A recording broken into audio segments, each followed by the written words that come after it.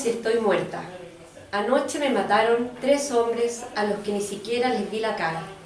Me mataron a golpes y seguían haciéndolo aunque yo ya no estaba. Creo que me mataron varias veces y no se detuvieron hasta que ya no quedaba nada de mí en su sitio. ¿Cuánto es lo que puede un ser humano resistir? No lo sé. En mi caso debo reconocer que no fue mucho. Creo que un mecanismo se accionó en mi interior para terminar de existir. Quizás fue el corazón. Sí, estoy segura de que eso fue. Algo bueno escondía aquella insuficiencia cardíaca tal que terminara siendo lo suficientemente útil como para salvarme de la paliza. Aunque a la vista de los otros, la palabra salvación no se aplica en mi caso. Para hacerlo tendría que estar acostada, tal como lo estoy ahora, pero conectada a máquinas que me mantuvieran al compás de los ritmos vitales. Así como cuando marco los pasos de alguna coreografía. Sin embargo, ahora ya no queda nada ni nadie más a quien marcar. Cierren esa puerta y apaguen todas las luces, que esta historia no comienza. Llevo muerta apenas unas horas y ya me cuesta recordar. Brandon, 1 de octubre del 2015. Y les doy la más cordial bienvenida a un nuevo en vivo desde Libro Show, sesión en directo desde espacioforestal.cl a través de YouTube y a través de nuestro streaming, para hoy hablar de una novela extraña en su construcción, y lo vamos a ir develando de a poco. Estamos con Victoria Valenzuela, autora de El hambre de las bestias. Victoria, bienvenida. Muchas gracias por la invitación. Gracias a ti por aceptar. Antes de, ¿qué decir de nuestra invitada?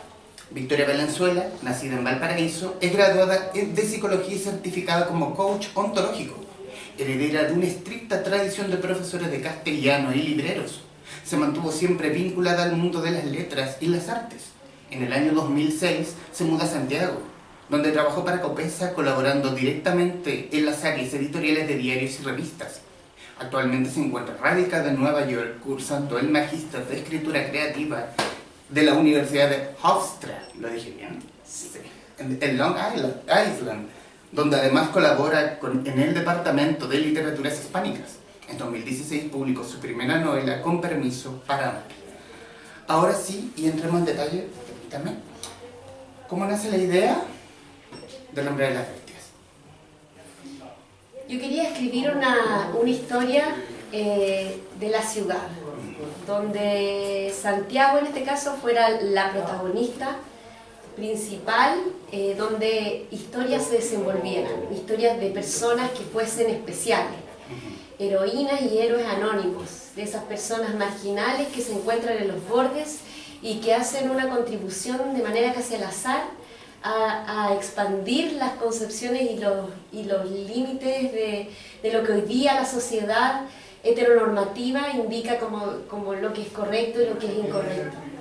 De alguna forma estos personajes, la drag queen, la peluquera, el niño laucha, los muralistas, son personas que luchan todos los días y hacen un esfuerzo por sobrevivir y ser fieles a sí mismos, haciendo lo que ellos sienten, su mayor pasión.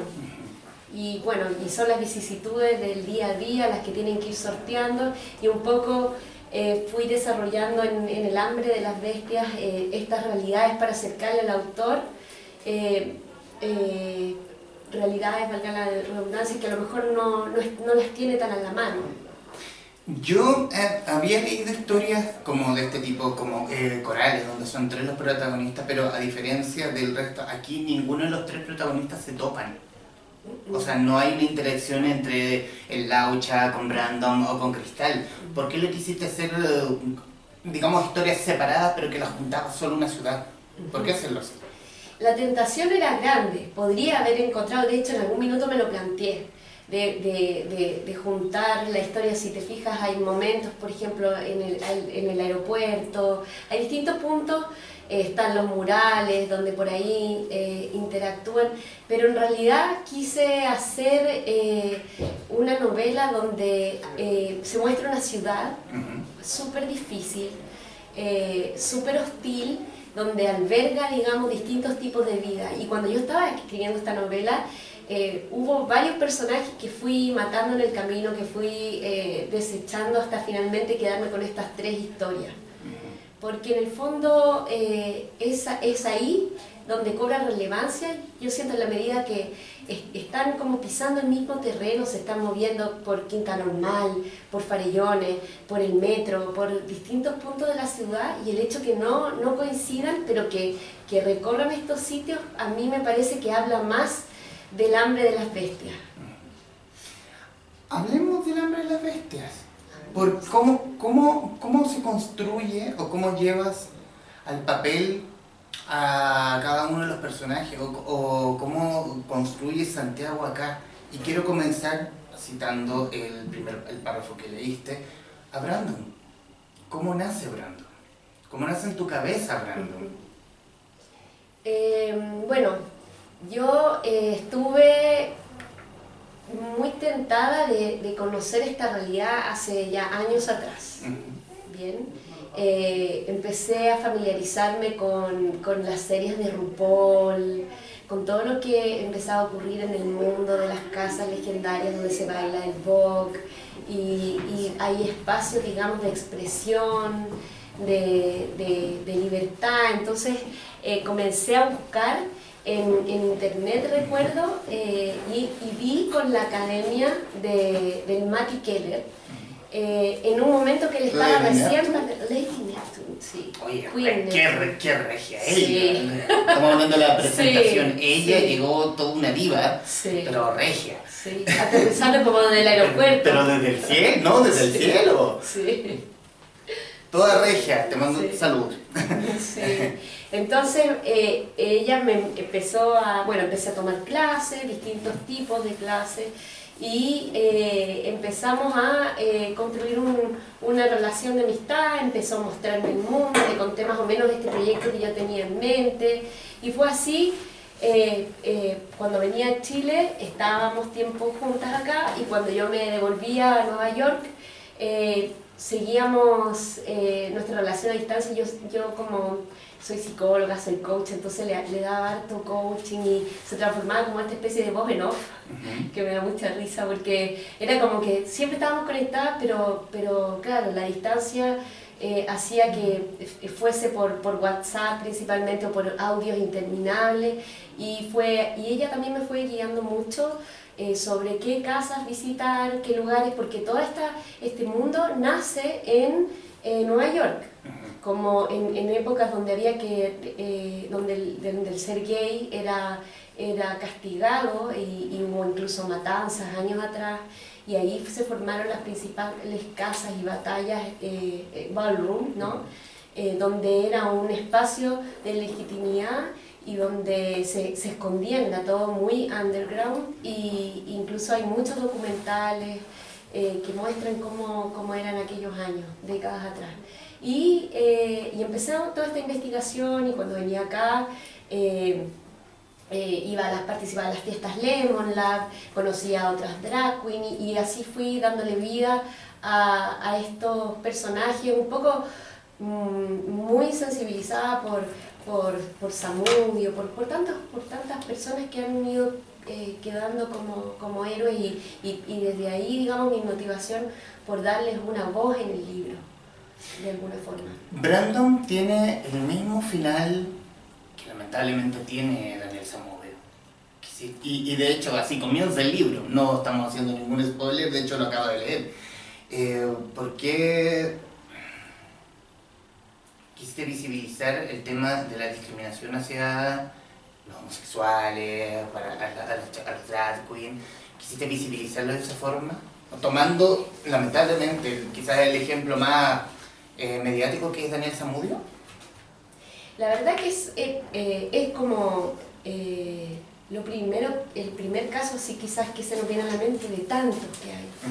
Y a mí me motiva mucho como escritora escribir sobre temas que yo veo en la sociedad, temas sociales, temas de contingencia. Me gusta mucho el arquetipo del héroe, aquella que hace todo un viaje y finalmente resurge como el ave fénix, o hace como algún link interno, y si eso yo lo puedo conectar con lo que está ocurriendo hoy día en nuestro país, en el mundo, en esta ciudad en concreto, es algo que a mí me motiva mucho, porque siento que de alguna manera estoy, como te decía antes, dándole voz a aquellos que no tienen. Quiero también leer un extracto, pero esto es... Aquí está. Parte de un capítulo donde es la voz de Cristal la que habla. El llamado de mi closet me recuerda que no tengo idea qué ponerme. Me acerco al espejo y me contemplo. Estatura media baja, curvilínea y cabellera castaña ondulada.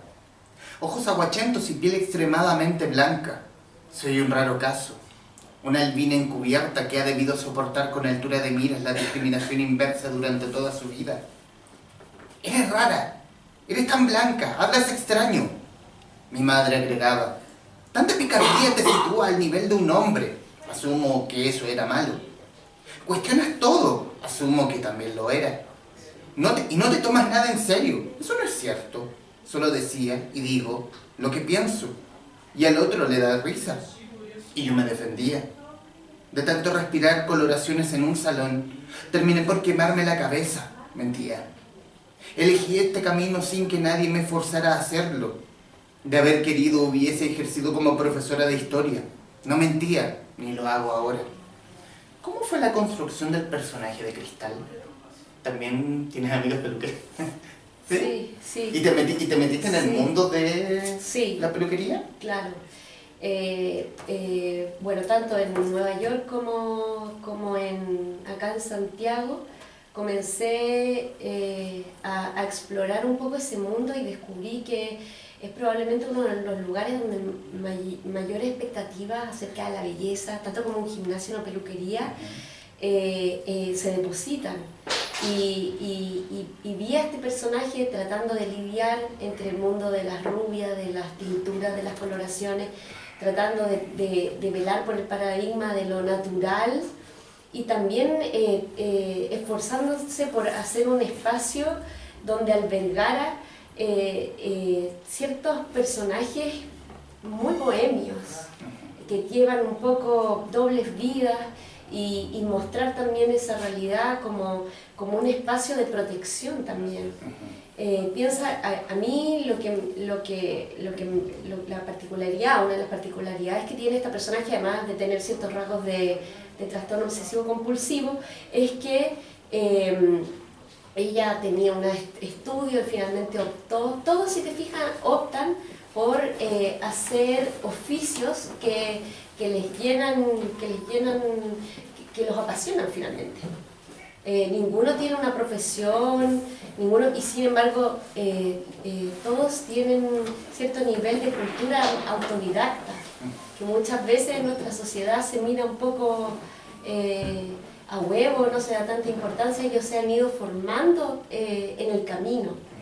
Y ella tenía una formación de pedagogía y finalmente optó por levantar este espacio y defender a su equipo de peluqueros y jugársela pese a que muchos no cumplían y fallaban. Ella era, ella se demostraba en el libro que estaba escapando, sobre todo de los hombres de su vida, los hombres de su vida, quienes la hacían sufrir. Y no voy a dar más detalles porque a riesgo de spoiler, no sé, yo no los voy a hacer por lo menos. Y ligándolo también con Brandon, también es no asumirse, no sé, habla como la condición, es como él es gay, pero no se asume como tal porque siempre vive con las taras de la misma sociedad, obviamente la misma ciudad, como un personaje más en la obra. Viven huyendo, ahí era el punto donde creía, viven huyendo de algo. ¿Vivimos huyendo, así como en general, como tu profesión de psicóloga? ¿Vivimos huyendo nosotros? Yo creo que y nunca vivimos huyendo. Como condición humana vivimos evadiendo, o sea, la condición humana es dramática, es terrible en la medida que tú analizas que nacemos para morir.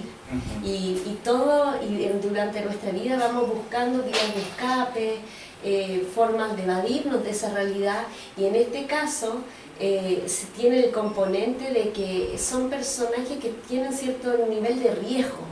En el caso de Brandon, de Medusa, ¿cierto? La Queen, está inmersa en un mundo altamente violento, y ella misma tiene esta cosa de salir, de empoderar a otros, de lograr, de conquistar espacios de validación, de decirle, mira, saca la voz, baila, asúmete como tal, pero ella finalmente tenía todo un tema personal que le impedía asumirse como tal en el fondo.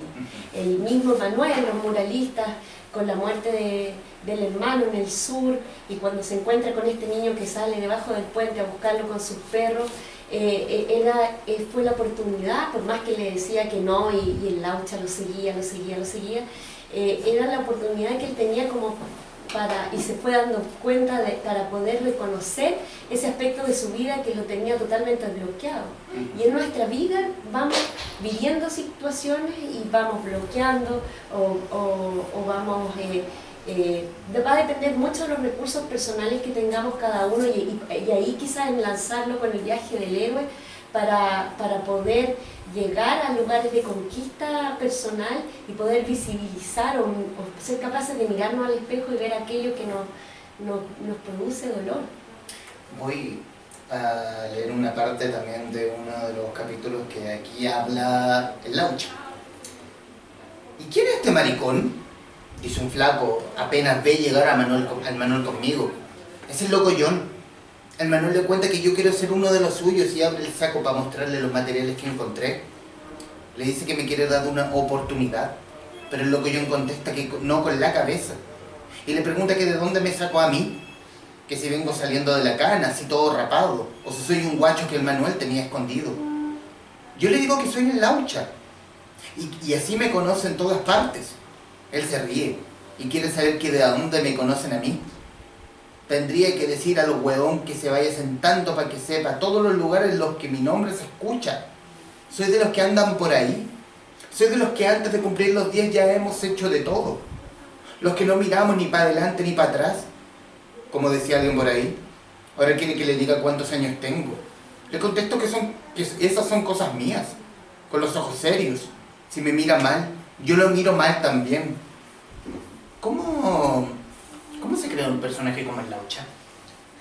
Esa fue una de las principales dificultades y desafíos para mí, poder darle voz a un niño que nunca llega a decir qué edad tiene, y que es una persona que tiene las características del pensamiento concreto de un niño, pero a la vez que ha vivido experiencias sumamente duras.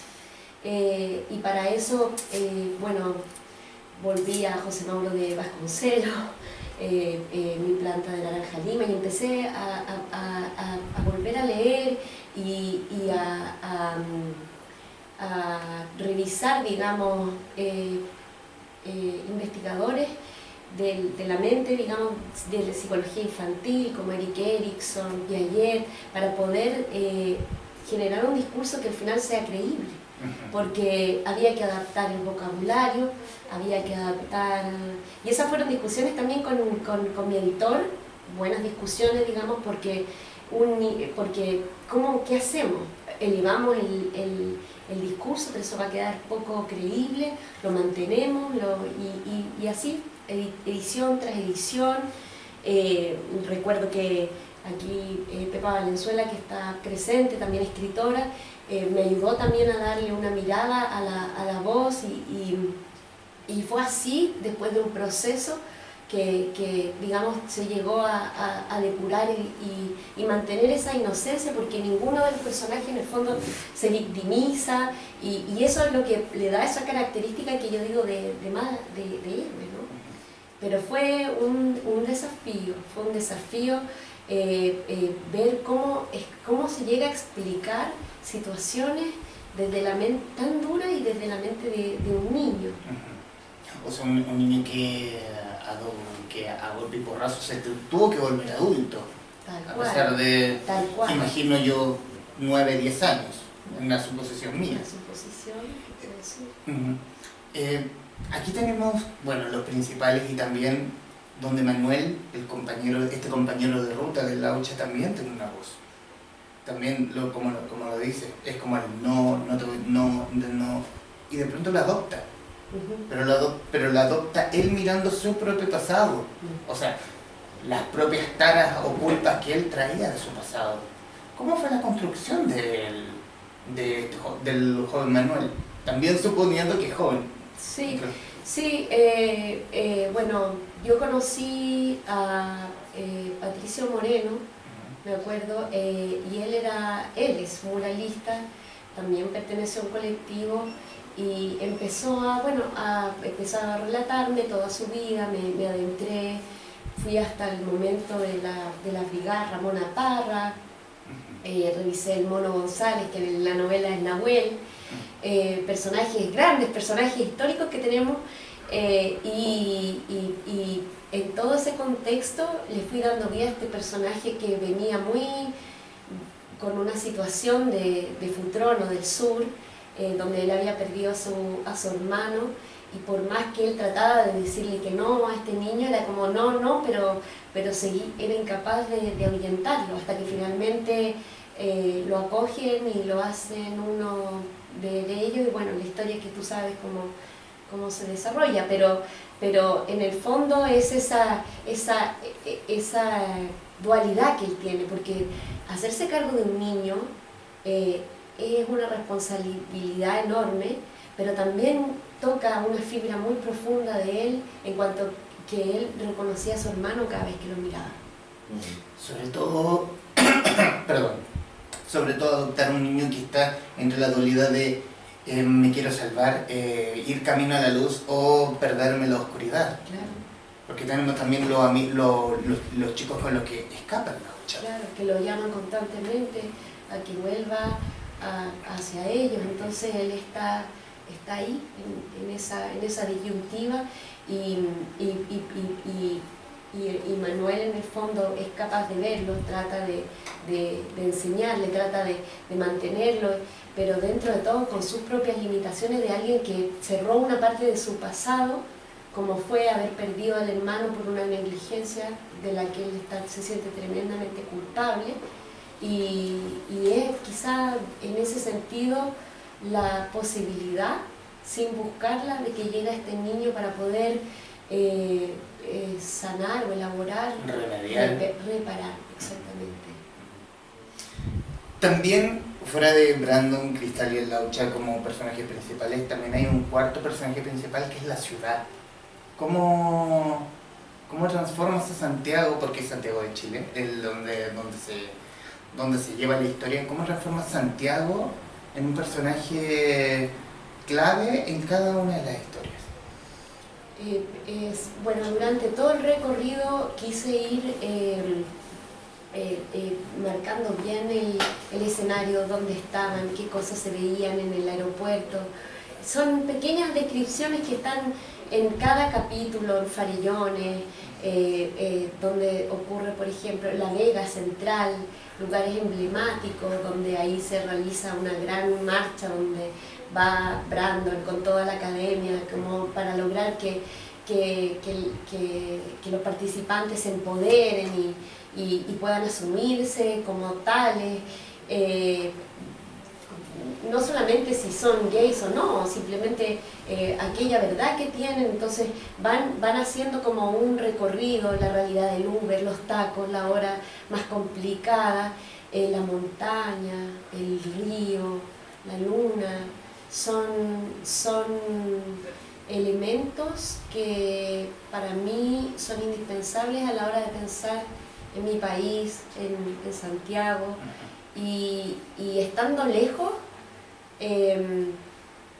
siento que me permitió poder darle mayor relevancia, darle más importancia, y quizás lograr una descripción lo más visual posible. Escribir desde la lejanía, porque, Sí. porque estando acá quizás no habría dado una visión como la que pienso que no, Pienso que el estar lejos y en una capital que sabemos, ¿no?, es complicada, como Nueva York, que también tiene sus dificultades, que también, digamos, te empuja, digamos, las horas peak en el metro, en todos lados, y encerrarme a pensar en la ciudad, desde esta otra ciudad, siento que fue una buena oportunidad para mirarla como con lejanía y poder relevar algunos lugares que para mí son esenciales y otros también ponerlos en segundos planos, o mostrar quizá un poquito más descarnadamente desde mi lugar, obviamente desde mi observador, cómo es que yo la vivo, cómo es que yo la percibo. ¿En qué se asemeja Santiago a Nueva York? Porque yo creo que la historia, cada una de estas historias puede funcionar, puede ser Santiago como puede ser precisamente Nueva York.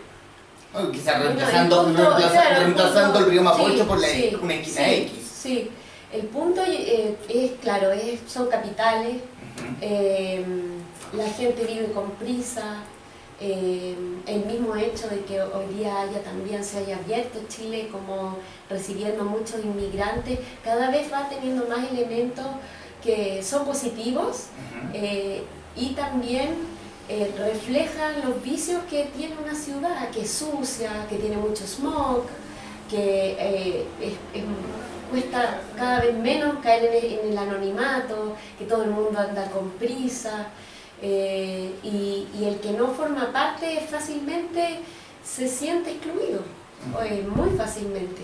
La ciudad te come. Y todos van seteados con sus preocupaciones, se levantan cada mañana, como al principio se hace como una descripción de la ciudad, que cada mañana los seres diminutos deambulan por la ciudad, que da luz una ciudad, sociedad, que da luz una ciudad, sociedad, y es así, es brutal.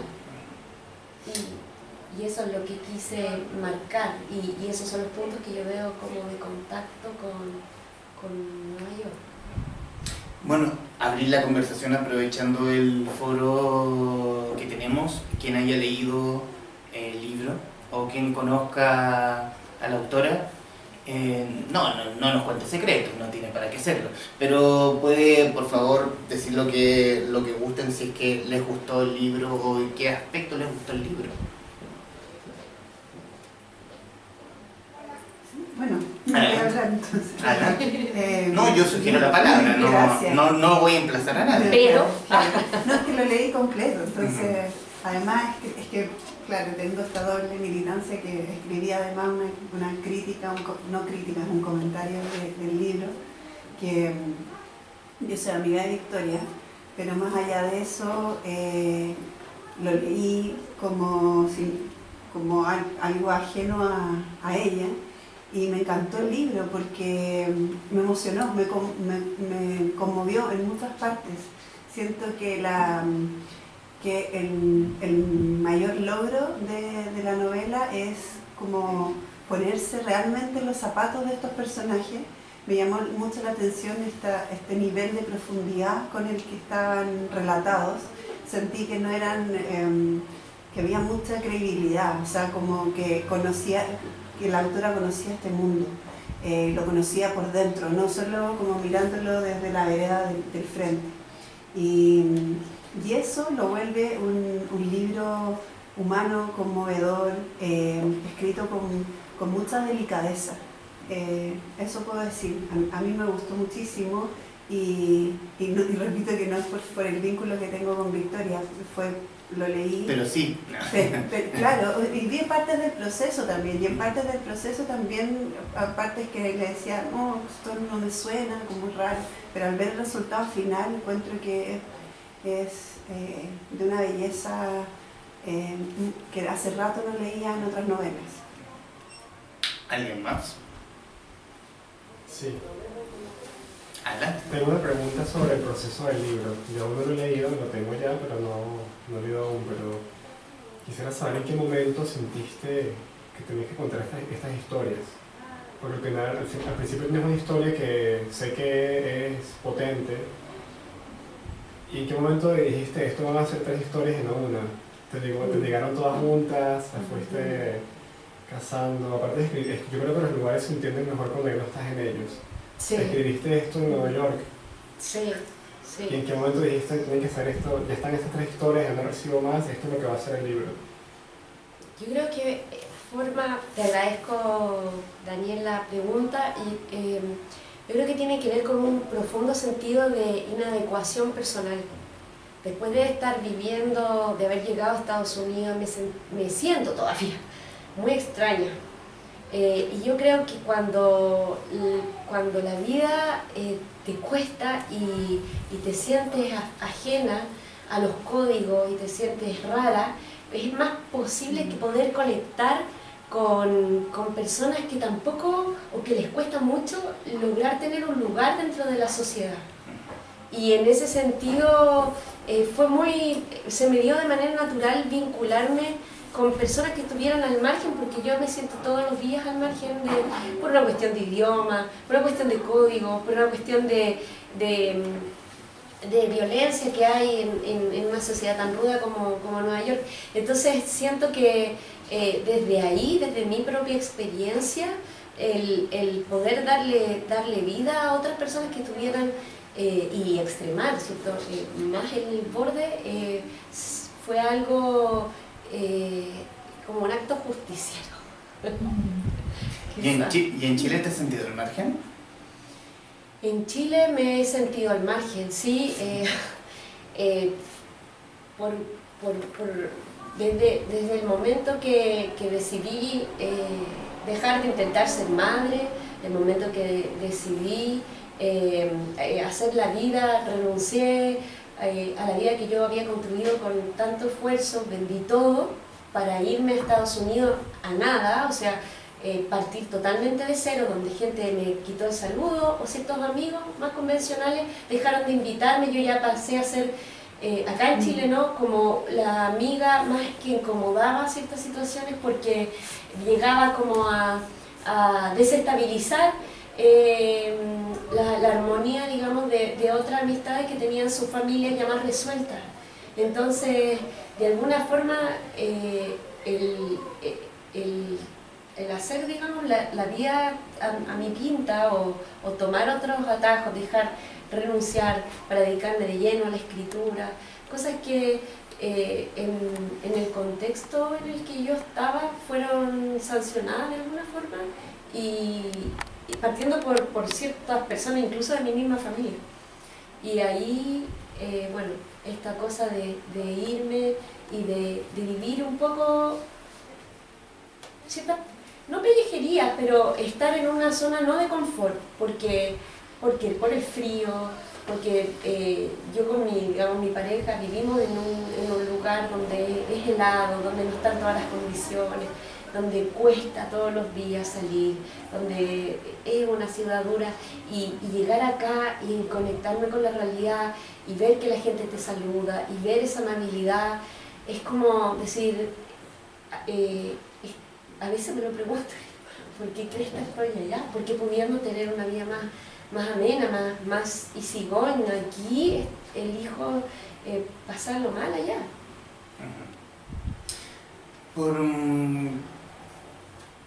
¿Cómo fue la construcción? Porque la novela se lee, quiero volver a la ciudad, se lee oscura, pero oscura en rincones, en espacios. ¿Cómo fue el ejercicio de hacer este Santiago oscuro?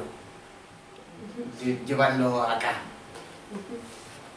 Primero pensé en los callejones, pensé en el cementerio de los niños, pensé en un montón de lugares, y luego fui desarrollando, digamos, fue como el lugar con los acontecimientos, luego las situaciones, luego con los personajes, y partí como del setting hasta lo que ocurría, hasta pensar en los diálogos o las descripciones.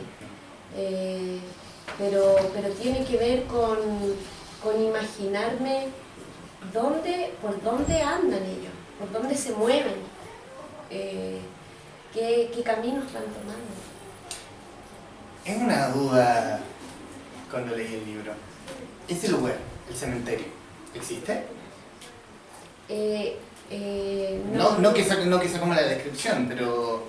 Existen lugares así, existen lugares donde, claro que en este caso es una ficción, pero evidentemente que hay lugares donde la desprotección es infinita y quizás, claro, está más crudo, está más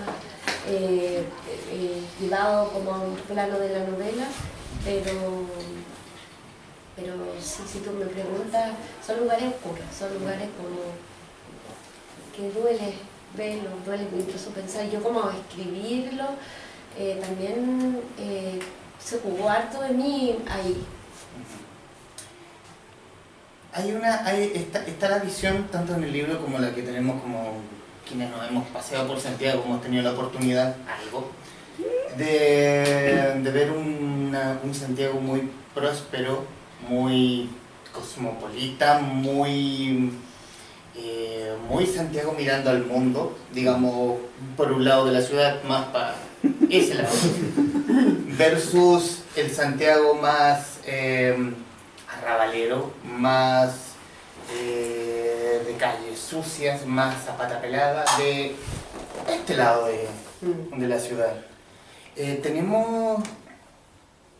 ¿Crees tú que algún momento, que es la visión que puedas tener obviamente, no quizás definitiva, de que eso vaya a cambiar? Porque aquí vemos dos Santiagos en el fondo. Y 3 y 4. Y a veces más. Pero que en algún momento debería unirse como una gran ciudad, porque los extranjeros siempre es como estoy llegando a América y de pronto recorro la autopista y ya estoy en Europa.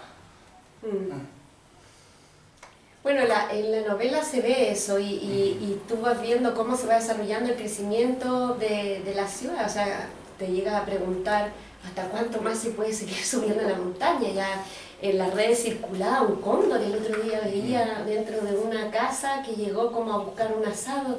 Es terrible, entonces... No, yo no te digo que llegue a mi casa, pero no son cóndores.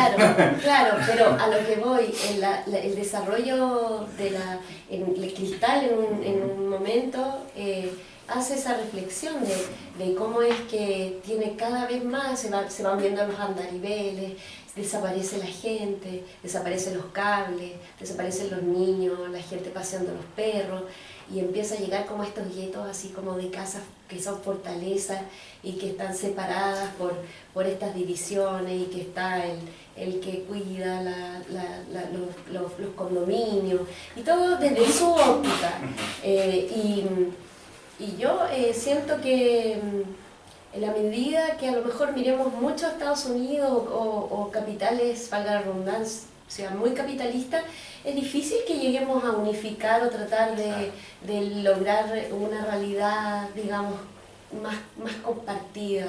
Yo creo que cada vez más estamos como separándonos cada vez. O sea, lo ves en la educación, lo ves, y siento que lo que está ocurriendo hoy día, estos espacios de librería, lo que está ocurriendo con las editoriales independientes, son gritos de esperanza para lograr subsanar fallas en el sistema educativo, por ejemplo, y otorgar espacios donde las personas puedan desarrollarse. Y eso es lo que he tratado, digamos, de mostrar también en esta ciudad habitada por estas bestias. ¿Alguien quisiera mencionar algo de lo que ya hemos conversado? Señor librero. No leí este libro. No, mal hecho. Ni este ni el anterior. No sé, dígame. No, a mí me gusta el tema este de la ciudad. Siempre he pensado que la mejor forma de evolucionar como seres humanos es que estemos mezclados. Y esta división que se produce casi naturalmente por el sistema, que suena tan etéreo, pero ya sabemos a qué nos referimos con el sistema, lo único que hace es dividirnos más y crear esa gente que vive en la burbuja y esos pobres que nadie ve. Hoy en día ni siquiera los políticos hablan de pobreza, pero uno baja un poco y hay una pobreza increíble. Y un poco, No estoy hablando de irse a algún arrabal o a alguna comuna de esas peyorativas que cuando hablan de Puente Alto, yo conozco Puente Alto y tiene lugares muy bonitos. Pero yo creo que Puente Alto es menos segregado que Ñuñoa, que La Reina, para hablar del Principado de las Condes o de Vitacura, que allá no hay nada. Y cuando tenían algo, me acuerdo que había un campamento que lo tenían como que era como, bien, ven que tenemos un campamento, ven que no somos tan sectarios, aquí hay un campamento. Era como ir al zoológico. Claro. Es responsabilidad social empresarial, que le llaman. Me salió el comunista que lleva. Pero sí, Bueno. la novela también trata de evitar esos, o sea, no es que los evite, pero se concentra en otros lugares, quizás son menos para mostrar donde se mueven los personajes. Está las tomas que todavía existen a las orillas del río Mapocho, basta pasar por ahí para fijarse. Cómo están ahí con las cocinillas, con la realidad, y en el caso de ellos viven una vida muy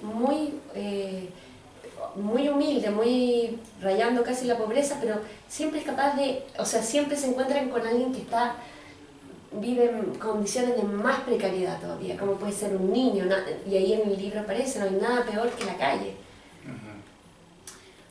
¿Por qué Santiago? Siendo que eres natal de Valparaíso, ¿por qué hacerlo en Santiago la historia? Hice Santiago porque, bueno, es como donde se encuentra la mayor cantidad de la población en Chile. Yo viví también mucho tiempo cuando me vine como Manuel, de región aunque él era del sur, más del sur, a Santiago. Fueron mis impresiones también con esta visión del que no nació acá. Y yo creo que esa misma mirada me permite poder dar cuenta de la hostilidad o de las cosas positivas que pasan también, porque también pasan muchas cosas positivas entre la gente, y yo creo que esa vista de alguien que es de afuera fue súper enriquecedora. ¿Cómo fue el camino del manuscrito a lo que vemos hoy? Fue un proceso para escribirlo fui desarrollándola en simultáneo. Luego me concentré, después separaba todos los capítulos, me concentraba en una historia, después la otra, y después volvía a esta cosa de desarrollarla, pero al principio fue como un esqueleto bastante rígido en cuanto a los lugares y a los acontecimientos. Después fui como yendo por capas y fui hilando más fino en las contradicciones, en las ambivalencias, en todo el mundo interior y los temores, para poder darle como más vida. Pero fue como una maqueta, es como casi construir una casa, una maqueta. ¿Planeta llegó a ti o tú llegaste a Planeta? Yo llegué, es que tenía relación nos conocíamos con algunos editores, presenté, me acuerdo le mandé a la Josefina al Emparte el borrador. Ya habíamos tenido a propósito de mi primera novela un intercambio, entonces dije, mira, estoy enviándote este borrador, y me contestó muy rápidamente que le tincaba, que viéramos, y ahí es cuando los editores mandan evaluar a una editora externa, a Julieta Machado, me parece que fue. Y ella entregó un informe que fue positivo, y fue ahí cuando empezó todo el trabajo, las ideas venían, y ahí empezó el trabajo también de edición, hasta que tenemos el proyecto. ¿Y qué tanto cambió del manuscrito acá? Es que igual fue un trabajo, yo venía 3 años y medio, estuve trabajando en este libro. Entonces, de hecho, una de las cosas que me dijo mi editor, fue Ignacio Robillo, me dijo que estaba... Te mando un beso, Ignacio. Cabrón, sí, amoroso. espectacular. Y me dijo que no le íbamos a hacer grandes cambios, que estaba bastante bien, y la verdad que el trabajo fue súper fluido, fue bastante natural. Un momento. Ahí sí. Saliéndonos un poco, solo un poco. ¿Hay autores o libros que te rayan? Que uno que te haya volado a la cabeza así como, wow, quiero hacer algo más o menos parecido así, a eso. Estoy pensando en lo que estoy haciendo ahora, que nada que ver, y es que se me viene Juan Rulfo. Ya. Y Pedro Páramo, y esta forma medio oscura, de que es medio terrorífico.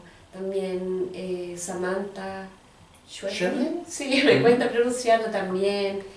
Me gusta mucho cómo escribe chilena, Lina Meruane, Nona Fernández, me encanta la Nona Fernández. También escribió ella una novela hace muchos años, Mapocho, que también habla de la ciudad, muy buena. Diamela Tit. Voces jóvenes también que me han sorprendido muy gratamente, Alia Trabuco. Ahora sacó Las Homicidas, leí La Resta. Sumar también, el proceso inverso de matemáticas de Diamela Tit. Y en realidad, bueno, es que yo leo mucho, estoy todo el tiempo, la Pepa se ríe, Capito Corazón también escribió Pepa Valenzuela, pero soy una devora libros y de todo, filosofía leo mucho también, mujeres internacionales, Yasmina Reza, me gusta mucho, es la que escribió Art, Felices o Felices, y como que todo el drama francés que también del tema de pareja y las crisis también me gusta mucho. Bueno, típicas más que ahora está como de moda, Sil Husfeld, la de Natalia Ginsburg también. La verdad que soy una bien devora libros. Roberto Bolaño. Roberto Bolaño, pero insigne. Sí, me muero. Como un cabro joven, no sé si le suena. ¿Y cómo ves hoy lo que se está escribiendo, aprovechando la chapa de Devoralibros? ¿Cómo ves tú lo que hoy se está escribiendo? A mí me parece que estamos en un momento muy fecundo. Hay nuevas voces, como la Arelis Uribe, la Paulina Flores, gente que se la está jugando, y las editoriales independientes también. Me encanta ver cómo toman unos pocos escritores y los promueven, y a nivel también, o sea, Planeta, que me dio el espacio, ellos también reciben muchos libros, no solamente de acá, sino en el extranjero. Yo me siento sumamente honrada de haber tenido tribuna y que me hayan podido promover con el libro. Yo siento que cuando estamos como quizás en un momento de alto consumo, donde la gente vive endeudada, donde estamos a un nivel de exposición brutal de las redes sociales, de consumir, yo siento que, y no lo digo yo, o sea, está comprobado en la historia de la humanidad, como hay fuerzas que se oponen de resistencia o de desarrollo, donde se empiezan a generar estos espacios como que son como verdaderos oasis, y nuevas voces empiezan a surgir, y son estos movimientos contraculturales también. Entonces a mí me parece que estamos en un momento interesante, que hay que mirarlo y hay que tratar de fomentarlo lo más posible, utilizar los espacios de Mark Zuckerberg en nuestro beneficio. Volviéndoselo un poco al libro y también leyéndolo y ejemplificando en la historia de Brandon, que se lee una historia muy actual, sobre todo en los tiempos que hoy corren, donde al parecer, es muy feo lo que voy a decir, pero no encuentro otras palabras, como que la discriminación se puso de moda, como que, ay, que pégale, porque así, y salen estas figuras, y de pronto la ultraderecha, porque todo está ligado ahí, aquí no hay temas políticos, es lo que se ve. Está ligado que el homosexual, que la mujer tiene que ser así y así, y todas figuras políticas muy potentes que en el fondo están con su silencio fomentando esta radicalización. Sí. Es muy... ¿qué crees tú? ¿Cuál es tu visión? Bueno, yo siento que se están moviendo las premisas y los estereotipos. O sea, aquí mismo en esta audiencia está Daniel Arzola, que él es activista, o sea, gente que realmente se está irrumpiendo y está dando que hablar y está relativizando el modelo más heteronormativo, y eso indudablemente tiene que ver con la naturaleza humana. Genera movimientos de oposición que son más radicales y se redobla la violencia y se generan estas luchas. Ocurre a nivel familiar, ocurre a nivel personal, cuando te enseñaron que la sociedad funcionaba de una manera y de pronto empiezas a ver que existen millones de realidades y empiezas a mover y empiezas, como dice Daniela Vega, ¿no? A expandir los límites de esas concepciones, evidentemente hay pugna. Es como el ser humano trata siempre al no cambio, a la estabilidad, porque eso genera seguridad. Y lo que está ocurriendo es una provocación. Le rompe su zona de confort. Exactamente, de ir más allá, de abrirnos para abrir nuestras cabezas y nuestros corazones para aceptar y para darle lugar a otras formas de vida, otras formas de identidad sexual, otras maneras, que es lo que siempre han existido en la historia de la humanidad, pero por temas de poder, tanto la mujer, homosexual y todas las minorías han sido acalladas, porque en el fondo existe este poder hegemónico, patriarcal, masculino, que es el que ha venido imperando en los miles de años, que tampoco son tantos, que el ser humano está aquí en la Tierra. Defíneme en una palabra el hambre de las bestias. Resiliencia. Resiliencia. Bueno, ya para finalizar, agradecerte. Sé que tus tiempos estaban medio complicados, sobre todo que en algún momento que tienes que volver a Nueva York. Sí. No quiero. Sí quiero. No quiero. Llévame. Que tienes que volver a Nueva York, y te hiciste un tiempo para poder estar, para charlar, para hablar tanto no solo de tu libro, sobre todo de lo que hoy está pasando en el mundo. No es solo Chile. No es solo Chile el problema, no esta vez. Es el mundo el que está en esta disyuntiva. Y para eso, y también agradecer al Contacto del Planeta que nos juntó. Carolina Rojas, te saludo desde acá. Y para eso agradecerte con regalos, por la disposición de haber venido acá un sábado, que fome. Encantada. Yo realmente valoro mucho estos espacios, te lo decía, ayer vine de incógnito a mirar el programa que hicieron, y me parece que son verdaderos oasis y que hay que potenciarlos, así que ahí vamos a estar compartiendo lo que vayan haciendo. De Osvaldo Rodríguez, Cantores que reflexionan, un rescate hecho por Weathers, editado por Marisol García. Excelente. Y además, porque sé que estuviste de incógnita, no te vi. La taza que acredita que estuviste en los envíos de The Libro Show. Y ahora, hablemos del futuro. Dijiste que estabas preparando algo. Sí. ¿En qué gira, si es que se puede saber? Es totalmente distinto, es una novela más oscura,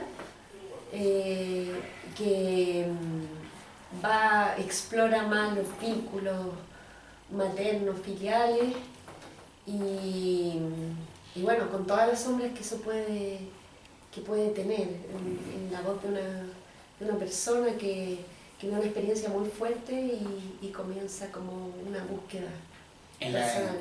¿En tu actual casa editorial? ¿O estás buscando? Es que estoy en este minuto estoy enfocada netamente a crear. Ya, Planeta, ponte las pilas. Tengo que primero tener el borrador, pero tenemos que... No, está bien. Solo para finalizar, leer un extracto que preparé y que fue subido a la cuenta de Instagram de Libro Show. Valenzuela crea personajes adorables y muy queribles, con vidas opuestas y finales dramáticamente cargados. Cruzar el umbral es siempre un límite difícil, pero atrayente para estas bestias que visionan en este teatro del absurdo que es la vida. El hombre de las bestias de Victoria Valenzuela, editada por Planeta, libro que pueden encontrar en espacioforestal.cl o viniendo a la casa estudio de Quileo Forestal en Merced 76, Comuna de Santiago. Victoria Valenzuela, muchísimas gracias. Muchas gracias a ti, Humberto. A los presentes, gracias, y a que nos están viendo, nos vemos. Gracias.